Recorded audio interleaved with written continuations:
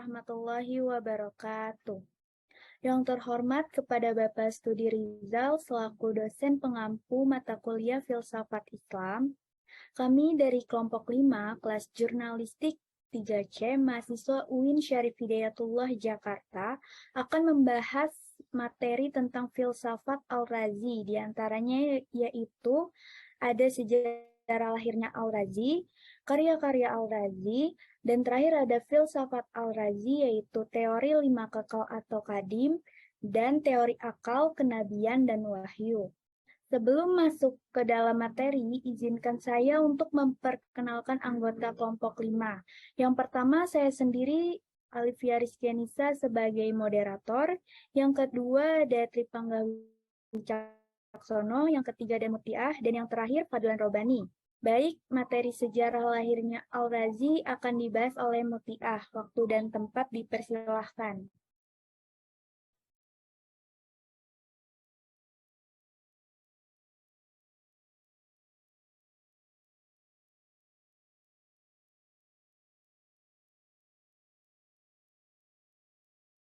Ya, baik. Terima kasih, moderator. Kita akan membahas sejarah lahirnya Al-Razi. Al-Razi ini merupakan seorang filosof Muslim dari abad antara tahun 865 Masehi sampai 925 Masehi. Bernama lengkap Abu Bakar Muhammad Ibnu Zakaria Ibnu Yahya Al-Razi. Nama Razi sendiri berasal dari nama kota kelahirannya yaitu Rai atau yang masa lalu bernama Roji yang terletak di jalur sutra dan berada dekat dengan Teheran, Republik Islam Iran. Al-Razi lahir pada tanggal 1 Sya'ban 251 Hijriah atau 865 Masehi. Dalam wacana keilmuan barat, Al-Razi dikenal dengan sebutan Rases. Lingkungan Al-Razi berdiam seakan mendorong bakatnya tampil sebagai seorang intelektual karena telah dimaklumi bahwa Iran ini sebelumnya dikenal dengan sebutan Persia. Sejak lama sudah terkenal dengan sejarah peradaban manusianya. Nah, kota ini merupakan tempat pertemuan berbagai peradaban, terutama peradaban Yunani dan Persia. Akan karena itu, sejak muda Al-Razi telah mempelajari filsafat, sains, matematika, dan kesastraan. Ia berguru kepada Hunain bin Ishaq. Beranjak dewasa, Al-Razi pergi ke Baghdad untuk belajar di sebuah rumah sakit, di mana ia mempelajari tentang kedokteran dengan seorang dokter sekaligus filsuf bernama Ali ibnu Sahal At-Tabari. Al-Razi dikenal sebagai dokter yang dermawan. Ia diakui secara luas sebagai salah satu tokoh penting dalam sejarah kedokteran, filsafat, dan tafsir. Salah satu kontribusi Al-Razi di bidang ilmu kedokteran adalah ia menjadi orang pertama yang secara klinis membedakan antara campak dan cacar. Setelah itu, ia sempat kembali ke kampung halamannya di Rai untuk bekerja sebagai dokter, sekaligus pemimpin di salah satu rumah sakit dan melahirkan 2 karya di bidang ilmu kedokteran pada masa pemerintahan Khalifah Al-Muqtafi. Sepanjang hidupnya, Ar-Razi mempelajari banyak ilmu, di mana ia selalu meninggalkan kontribusi yang penting. Sayangnya, Razi kemudian menderita penyakit glaukoma, yaitu kerusakan pada saraf mata akibat tingginya tekanan di dalam bola mata yang pada akhirnya membuatnya buta sebab banyak eksperimen yang dilakukannya. Kemudian ia berpindah-pindah dari satu negeri ke negeri lainnya dan meninggal dunia pada tanggal 5 Sya'ban 313 Hijriah atau 27 Oktober 925 Masehi dalam usia 60 tahun.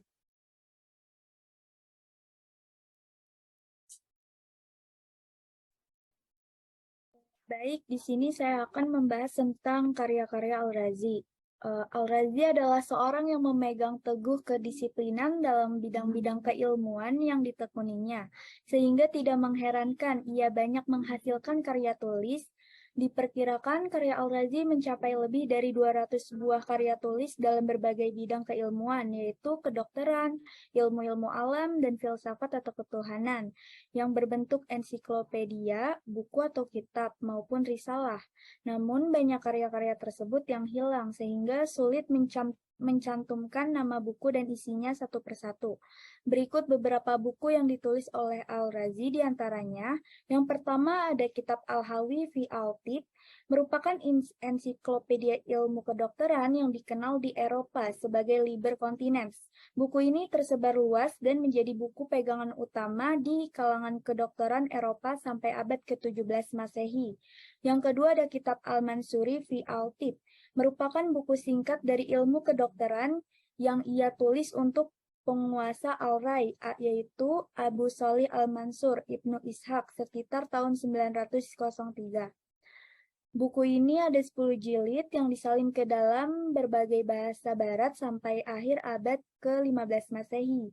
Yang ketiga ada kitab Al-Judari wa Al-Hasbah, merupakan buku tentang analisa penyakit cacar dan campak serta pencegahannya yang diterjemahkan orang ke dalam berbagai bahasa barat dan ke dalam bahasa Inggris di tahun 1847 Masehi, serta dianggap buku bacaan wajib ilmu kedokteran barat. Yang keempat ada kitab Man Layadruhu Al-Tabib, merupakan buku yang didedikasikan untuk orang miskin, musafir, dan warga negara biasa yang bisa berkonsultasi pengobatan penyakit umum ketika tidak ada dokter. Yang kelima ada kitab Bur al-Sa'ah, merupakan esai singkat tentang penyakit yang ia klaim dapat disembuhkan dalam waktu 1 jam, yaitu sakit kepala, sakit gigi, sakit telinga, kolik, gatal, hilangnya rasa di kaki atau mati rasa, dan nyeri otot. Yang keenam ada kitab Manafi al-Aghdiyah, merupakan buku tentang gizi dan nutrisi. Yang ketujuh ada kitab Al-Mursyid, yaitu panduan, merupakan buku pengantar singkat tentang prinsip-prinsip dasar kedokteran yang dimaksudkan sebagai materi kuliah kepada mahasiswa. Yang kedelapan ada kitab Al-Asror, merupakan buku terkenal di bidang kimia yang diterjemahkan ke dalam bahasa Latin oleh Gerd of Tremont. Yang kesembilan ada kitab Al-Sakuk ala Jalinus, merupakan buku yang berisikan kritikan Al-Razi terhadap beberapa teori Galen, terutama 4 yang terpisah, yaitu humor atau zat cair termasuk darah, dahak, empedu kuning, dan empedu hitam.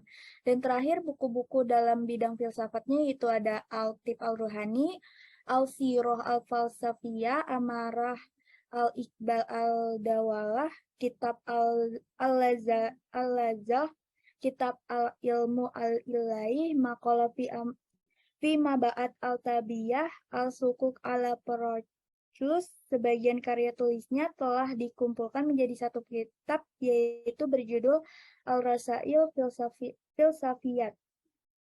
Selanjutnya akan dibahas oleh Tripangga Wicaksono. Terima kasih. Di sini saya akan membacakan teori 5 kekal. Yang pertama ada Tuhan. Tuhan adalah sebab yang mengharuskan keberadaan esensi yang murni dari materi. Artinya esensi tersebut tidak condong dan tidak terikat dengan materi. Keberadaan esensi ini bukanlah pilihan, melainkan keharusan yang ada pada dirinya sendiri. Sebagaimana pancaran cahaya pada matahari atau sinar pada lampu, dan juga panas pada api bukanlah suatu pilihan, melainkan keharusan. Yang kedua ada jiwa. Jiwa merupakan sebab bagi kehidupan. Ketersebabannya itu adalah harus, seperti cahaya yang memancar dari sumbernya, yakni matahari. Akan tetapi jiwa ini bodoh. Dia tidak mengetahui sesuatu dan pengertian dasarnya sebelum mempelajarinya. Bagaimana manusia, tidaklah dia mengetahui bagaimana membuat panah dan juga perkakas buatan lainnya sebelum mempelajarinya. Yang ketiga ada materi. Menurut Ar-Razi, kemutlakan materi pertama terdiri dari atom-atom.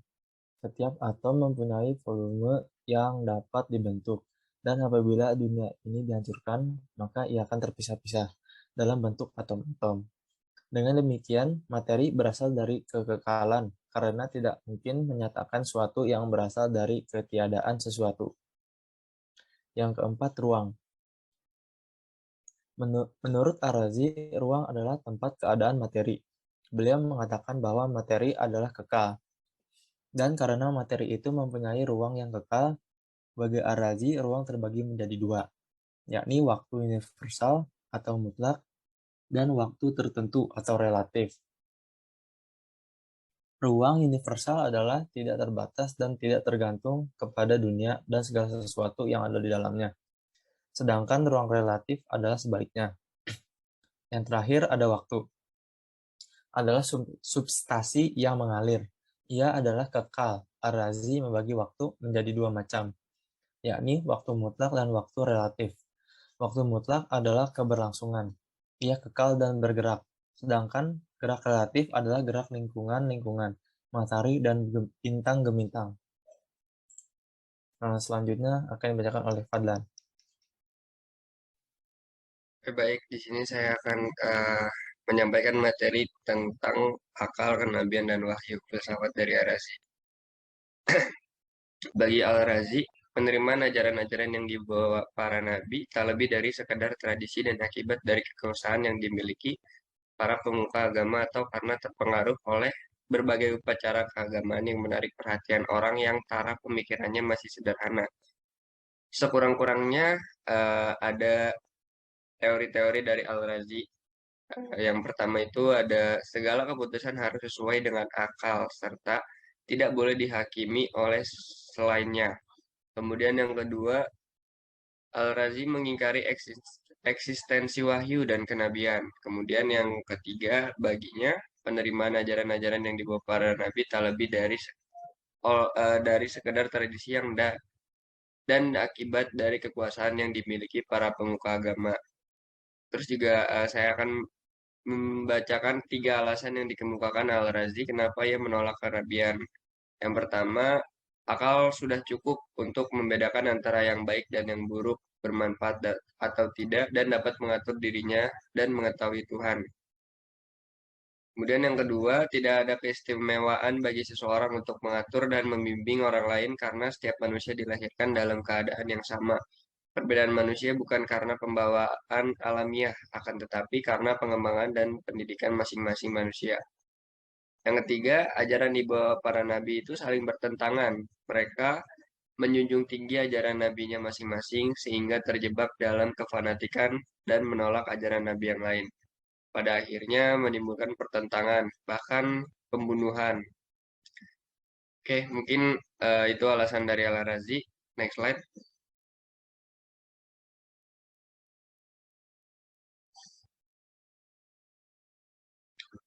Selanjutnya ada kesimpulan.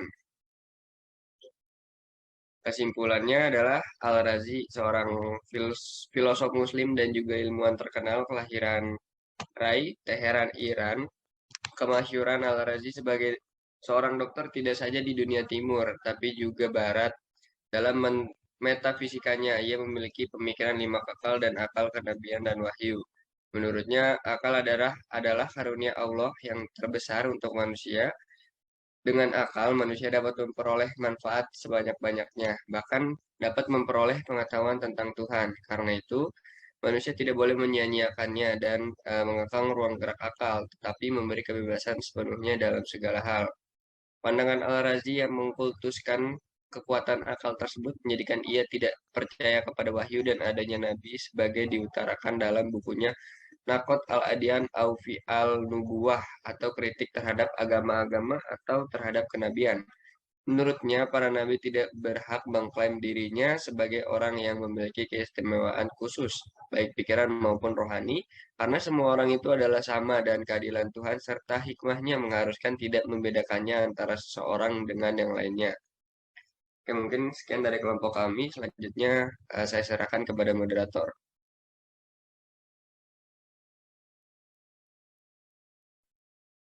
Baik, selanjutnya di sini masuk ke sesi baca pertanyaan-pertanyaan dari teman-teman kelas jurnalistik 3C dan akan dijawab oleh kelompok 5. Baik, di sini pertanyaan pertama dari Ayustina Arsy. Pertanyaannya ini, Al-Razi ini merupakan seorang ilmuwan yang sangat terkemuka, apalagi di bidang kedokteran. Ia berkontribusi besar. Pertanyaannya, apa saja penemuan Al-Razi pada bidang kedokteran atau medis? Jawabannya yaitu Pertama ini ada penyakit cacar dan campak. Selama bekerja di rumah sakit di Baghdad, Al-Razi merupakan dokter pertama yang secara klinis membedakan antara cacar dan campak. Dia juga menemukan penjelasan dan pengobatan terkait penyakit cacar yang kemudian dibukukan dalam buku berjudul Al-Judari wal Hasbah, yaitu Cacar dan Campak. Buku ini menjadi buku pertama yang mengulas secara rinci tentang perbedaan antara penyakit cacar dan campak. Yang kedua ada alergi dan demam. Pencapaian lain Al-Razi adalah penemuan penyakit tersebut dan menjadi ilmuwan pertama yang mengulas mengenai alergi dan imunologi. Selain itu, ia juga dikenal sebagai ilmuwan pertama yang menjelaskan tentang demam sebagai sebuah imun tubuh untuk melindungi diri. Yang ketiga ada membuat peralatan kedokteran. Dalam bidang farmasi, Al-Razi berperan penting sebagai pembuat peralatan kedokteran seperti tabung, spatula, dan mortar. Ia juga aktif mengembangkan berbagai obat-obatan yang berasal dari raksa. Dan yang keempat ada pencetus etika kedokteran. Selain menjadi penemu penyakit berdasarkan hasil diagnosisnya sendiri, Al-Razi juga mencetuskan etika kedokteran. Salah satunya adalah bahwa dokter tidak mungkin mengetahui segala jenis penyakit dan selalu berhasil menyembuhkannya. Menurutnya, dokter memiliki tujuan untuk berbuat baik semaksimal mungkin sekalipun ke orang yang tidak berperilaku baik. Selanjutnya akan dibahas oleh Mutia. Selanjutnya ada pertanyaan kedua dari Silmi Nurul Afifah. Saat hari presentasi, saya tidak menjelaskan secara rinci dari pertanyaannya. Pertanyaan itu adalah di bagian sejarah lahirnya Al-Razi ini terdapat poin Al-Razi menderita penyakit glaukoma. Nah, penyakit glaukoma itu sendiri apa dan apa penyebab dari beliau menderita penyakit tersebut? Jadi jawabannya itu penyakit glaukoma merupakan kerusakan pada saraf mata akibat tingginya tekanan di dalam bola mata yang pada akhirnya membuat Al-Razi mengalami kebutaan. Nah, glaukoma yang ia dapati itu disebabkan kegiatan-kegiatan kedokterannya yang selalu melibatkan atau melakukan eksperimen-eksperimen dalam sains. Pertanyaan selanjutnya itu dari Ahmad Fathul Rozak. Pertanyaannya, bagaimana cara berpikir Ar-Razi mengenai paham yang dianutnya, yaitu tidak percaya pada wahyu, Quran, tidak mujizat, tidak percaya pada nabi-nabi, dan adanya hal-hal yang kekal dalam arti tidak bermula dan tidak berakhir selain Tuhan. Jawabannya, cara berpikir Ar-Razi hanya percaya kepada kekuatan akal dan tidak percaya pada wahyu dan perlunya nabi-nabi. Ia berkeyakinan bahwa akal manusia kuat untuk mengetahui apa yang baik serta apa yang buruk, untuk tahu pada Tuhan dan untuk mengatur hidup manusia di dunia ini. Manusia dalam pendapatnya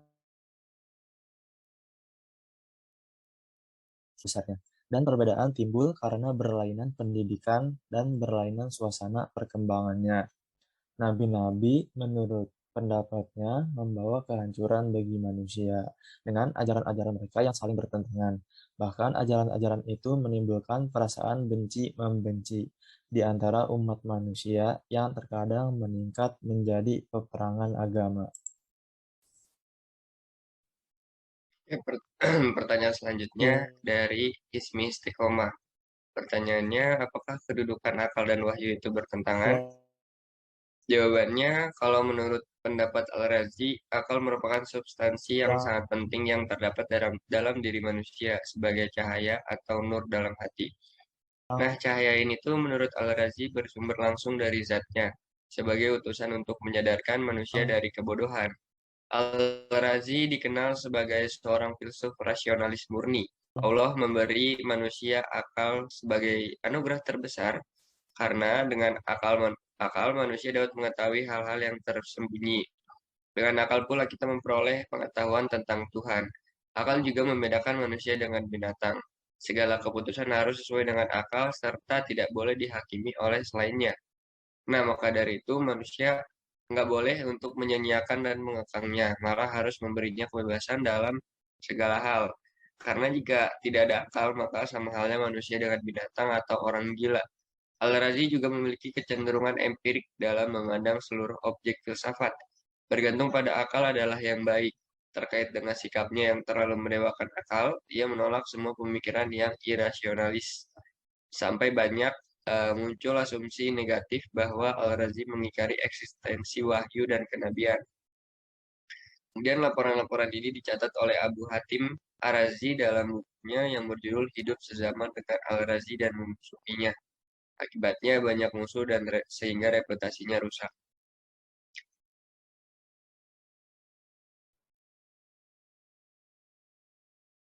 Baik, sudah selesai presentasi dari kelompok 5. Terima kasih kepada para pemateri yang sudah menjawab, serta teman-teman yang sudah antusias memberikan pertanyaannya kepada kami. Mohon maaf apabila ada kekurangan dan kesalahan dari kami. Semoga materi yang telah kita sampaikan bisa bermanfaat untuk kita semua. Sekian dari kami. Wassalamualaikum warahmatullahi wabarakatuh. Terima kasih semuanya.